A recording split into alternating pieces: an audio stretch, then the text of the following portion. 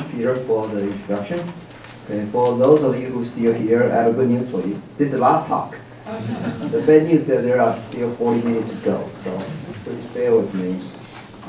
And I feel I'm probably an outsider in this forum because I am a rheumatologist, although I do some research, but mainly in translational-based research, and I don't do genomic, and I don't do health system.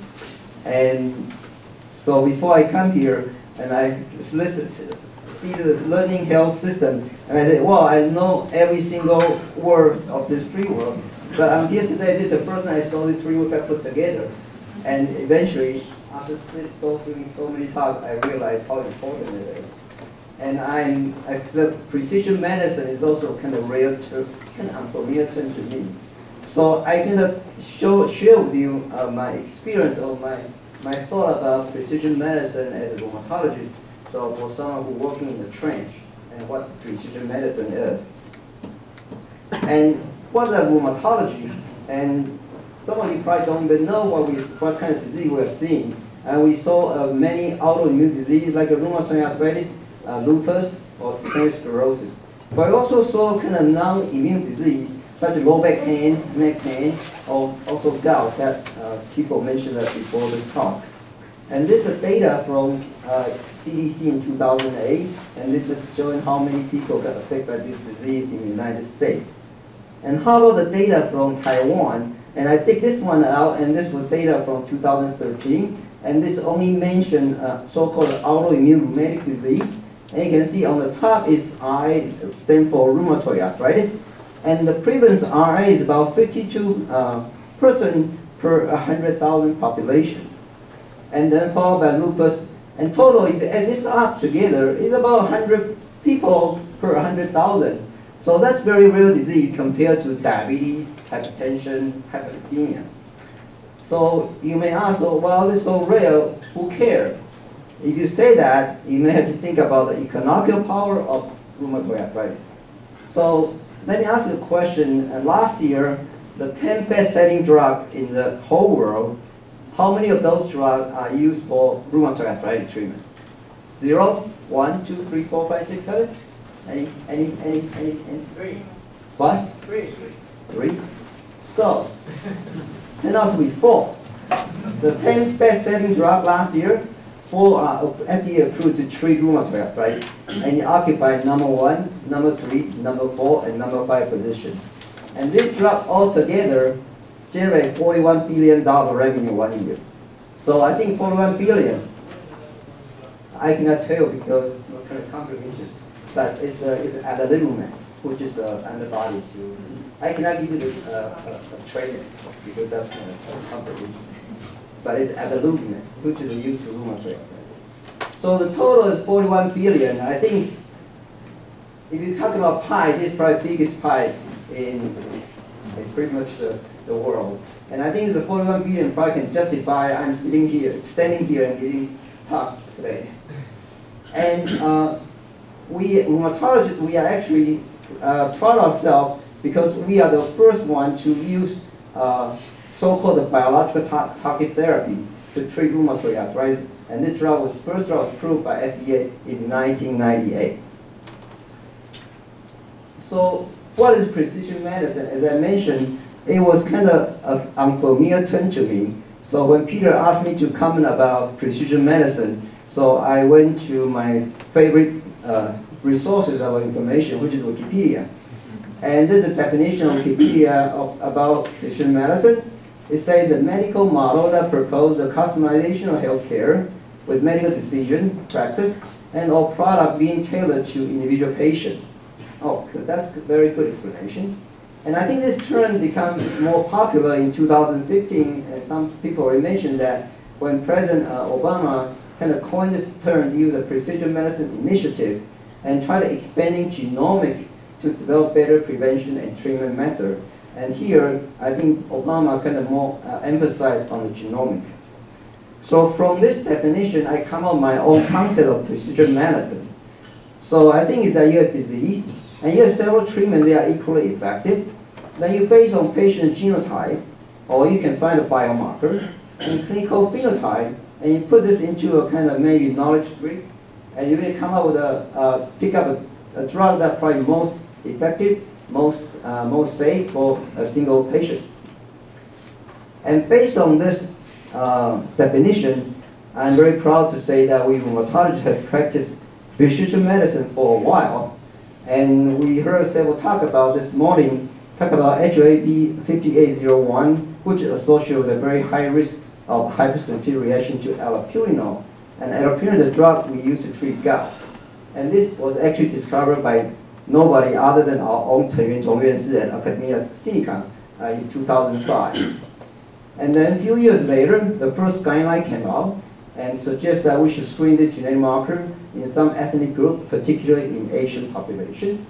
So if you are negative for this marker, you can safely give patient allopurinol.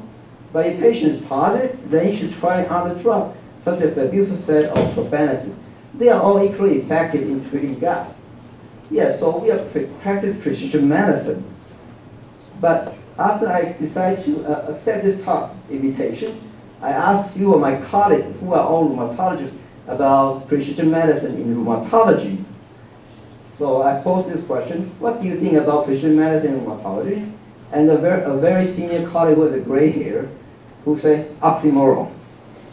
And then a middle-aged colleague about my age, he thought about that and said, this is a total failure. And the youngest colleague, which is very nice to me, she doesn't want to offend me, she thought about that and she said, it makes sense that we don't have tool. And this kind of response kind of made me think about it. What does she mean? Oxymoron, when you have two kind of opposite, meaning when you put them together, right? So the largest when you put them together, it doesn't make sense at all. So I'm gonna, in the next few minutes, I'm gonna use the rheumatoid arthritis, since this is the biggest spike we talk about, and to explain why we think that we have no tool. So the rheumatoid arthritis is a disease of systemic inflammation, and it featuring kind of joint pain and swelling in the knuckle, and particularly in the kind of symmetrical pattern. And these are two x-rays from my own patient. And you don't need to be a doctor, you can see the one on the right has disease, which is kind of the knuckle and wrist joint are all destroyed and fused together. And this one is a healthy people, you can see every single piece of bone very clearly. And in North America, this disease affects about up to 2% of general population, and probably a bit rare in Taiwan. And many known risk factors have been identified, including family history, smoking, and periodontitis. And one very interesting feature of this disease is that up to 70% of those patients have the so-called anti-citrullinated protein antibody, or we call it ACPA, or rheumatoid factor. And we actually can use the ACPA as a diagnostic test for this disease. So what is citrullation? How do you generate citrullinated protein? And this is a post-transcription modification of peptide arginine. And in this process, also called deamination, the arginine got converted into another amino acid called citrulline. And we call that citrullinated protein. And this process is mediated by an enzyme called PEP enzyme. So we talk about ACPA+ rheumatoid arthritis. From clinical point of view, this disease can be divided into several steps. You were born with some genetic risk factor, and you got exposed to environmental risk factor, and eventually you develop autoimmune immunity and start to develop a generate kind of ACPA, and after maybe 2 or up to 20 years, and you start to develop joint the symptom of rheumatoid arthritis. And from scientific point of view, you can divide this disease into 3 stages. First stage is to produce citrullinated peptide. And this peptide then got presented to T cell and help B cell to produce ACPA. And the second stage is the development of ACPA. And eventually you develop the third stage, which is joint inflammation, and a lot of immune cells come in and produce a lot of inflammatory cytokine. And we talk about genome. And so actually 20 years ago, well not, probably 10 years ago, genomic study has kind of focused on rheumatoid arthritis, and we actually have very good GWAS study here. So now this just I think it's published in 2013, and here lists that we now have genetic variation in more than 100 genes that have been shown to associate rheumatoid arthritis.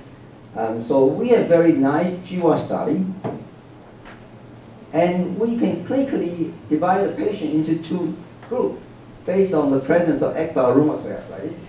And those with ACPA or rheumatoid factor, we call them seropositive rheumatoid arthritis. And this take about 60 to 70% of the all RA patients. And who have those patients who have ACPA or rheumatoid factor, they tend to have more aggressive disease, and they tend to develop so-called joint erosion. That means that their bone got destroyed. And those patients usually require lifelong treatment. Then there's about 30% of those patients, we call that seronegative because they don't have ACPA or they don't have rheumatoid factor. And they tend to have better prognosis. And about 40% of those patients, actually, we can give them treatment and eventually cure the disease. So we have very good phenotype. And we also have a lot of treatment for rheumatoid arthritis. And we have the synthetic drugs such as methotrexate, leflunomide, hydroxychloroquine, sulfasalazine, and steroid. These are effective, but not as well as the so-called target therapy. And over the past 20, 30 years, many target therapies have been developed, including biological reagents, such as antibody or reagent targeting TNF-alpha. And we have one drug targeting CTLA4 Ig, or targeting CTLA4. And we also have a drug targeting IL-6 signaling, and there are more in the pipeline. And we have one drug targeting B cell and to kill B cell. And now there's also a synthetic target therapy that targeting JAK signaling molecule, and there are many more in the pharmaceutical pipeline.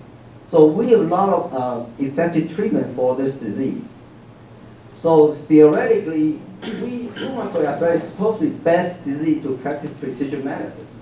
Because, as I mentioned, we have so many good treatments. They are all very effective. And we have very extensive GWAS study. And we have biomarker, ACPA and rheumatoid factor. And we have two clinical phenotypes, seropositive and seronegative. So we should be able to do that. But in 2017, the treatment for rheumatoid arthritis is still one size fits all. We count patients coming with a rheumatoid arthritis. The first thing we did is we give them methotrexate along with other synthetic medications.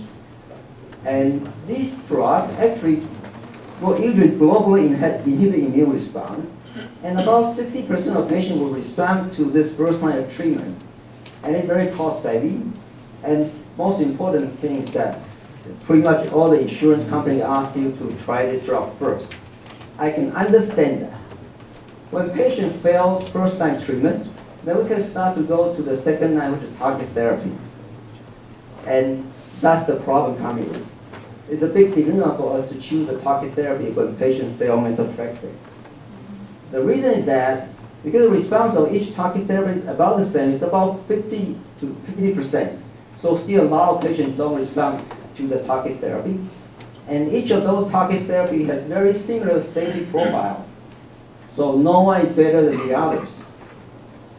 And more importantly, there's no way we can predict which drug patient will respond to, right? Even for TNF-alpha inhibitor, we have 5 of those.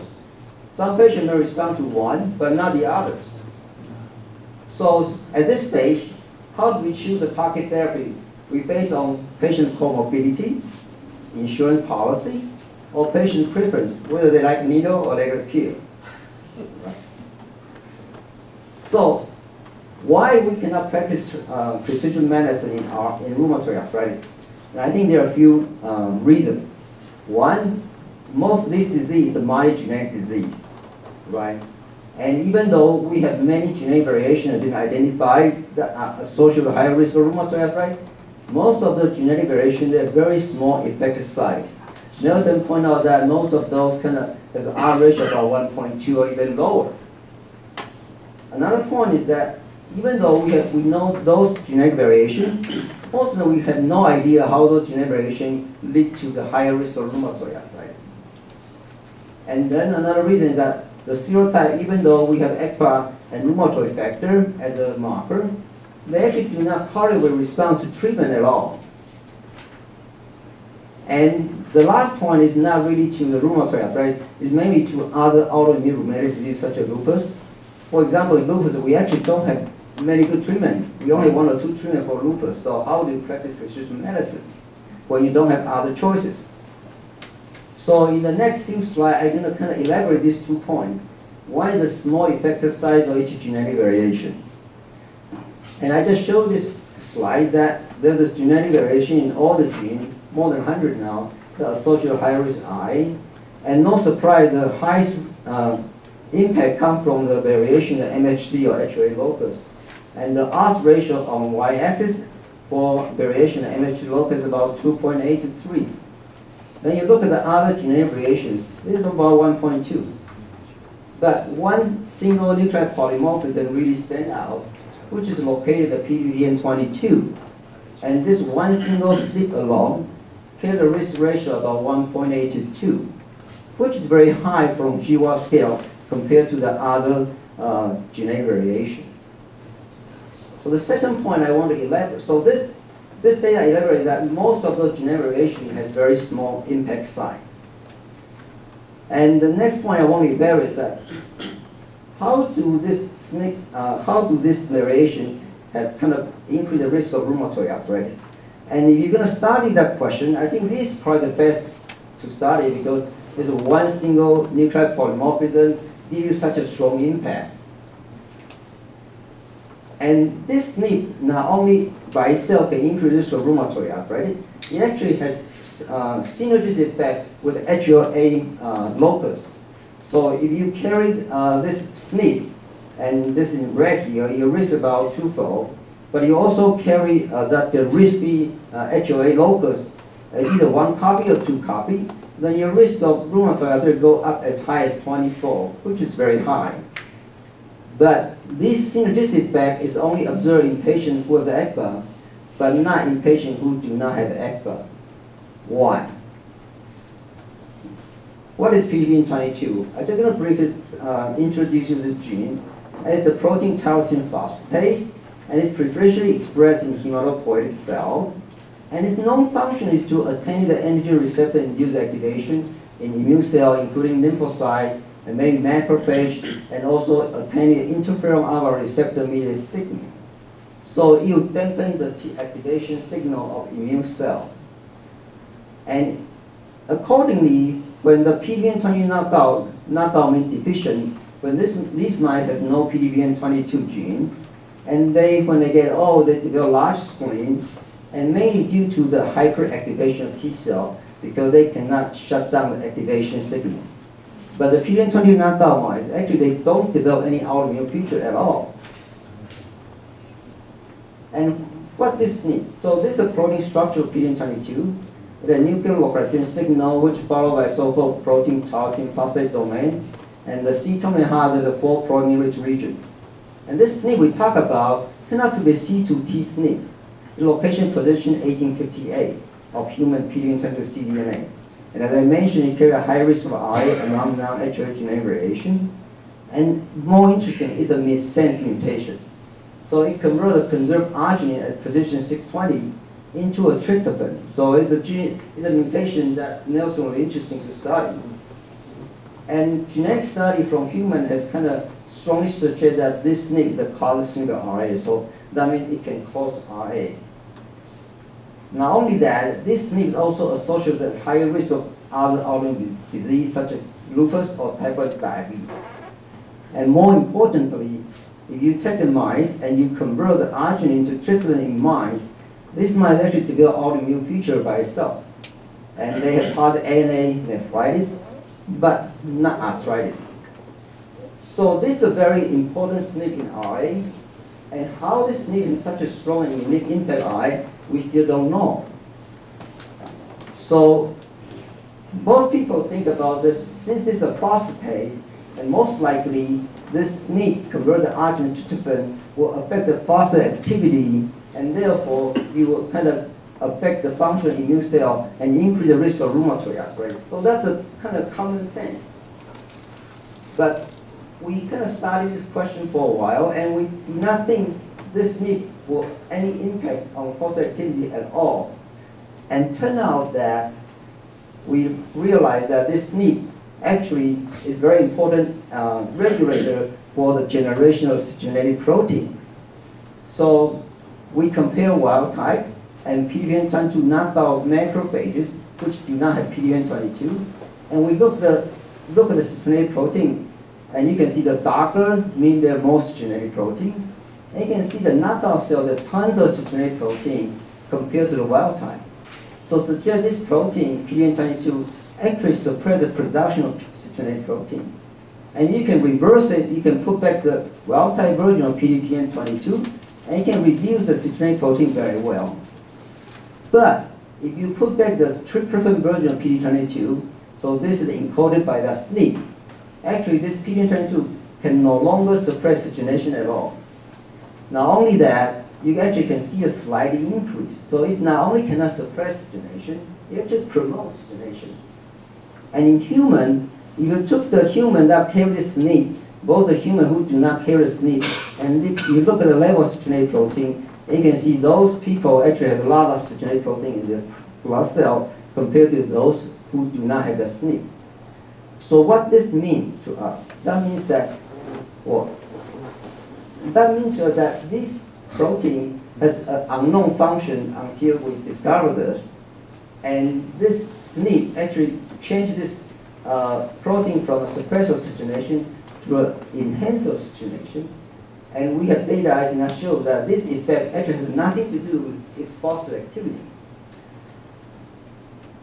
So based on this data, now we find out that actually many risk factors for rheumatoid arthritis, including cigarette smoking, periodontitis, they can all lead to hypercitrullination.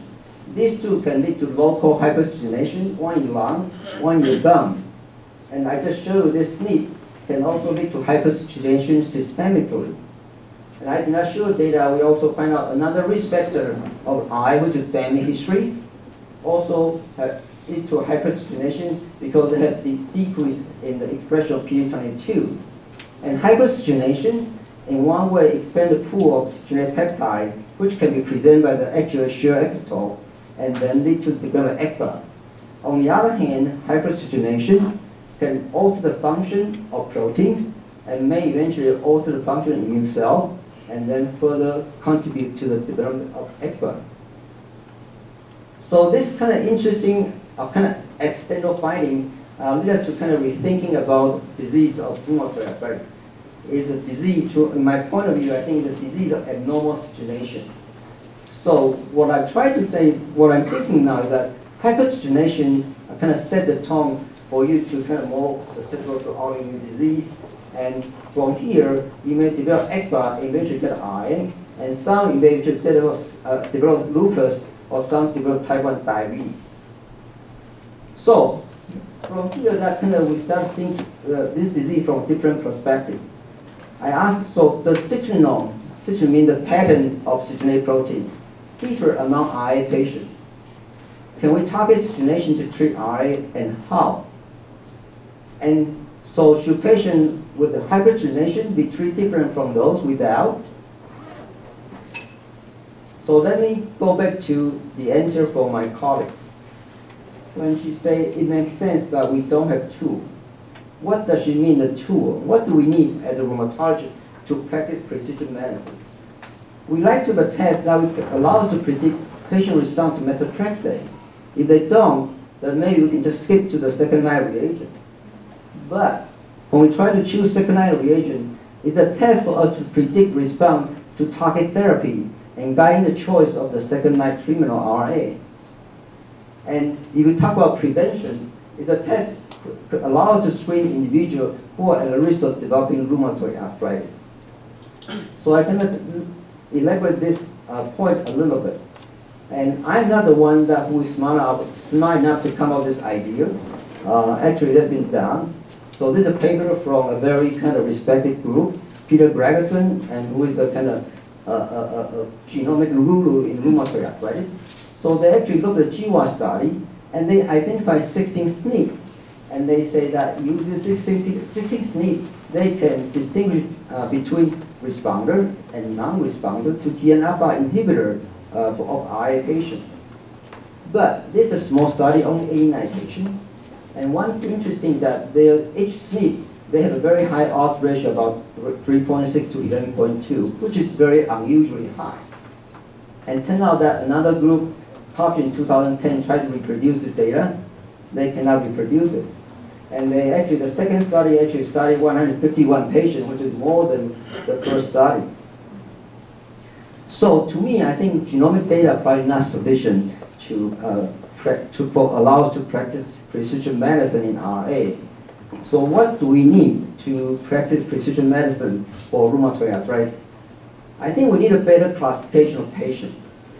And here I just kind of point out one possible thing we can consider as a transcriptome. So there are actually 2 papers published recently, and they try to use a transcriptome to classify patients with lupus. So this is from pediatric population, and this from adult population. I don't know how to read the genomic data or how to read the transcriptomic data, but I just showed you I copied that. So this is from the first paper, and they took all the pediatric lupus patients and looked at the transcription profile, and they can classify patients into 7 groups that way. And this is kind of very novel. I never think about this way. And this data from the second paper, this adult lupus patient, they never say what this means, so I cannot tell you. It looks very nice. It's an owl, but I don't know what does it mean.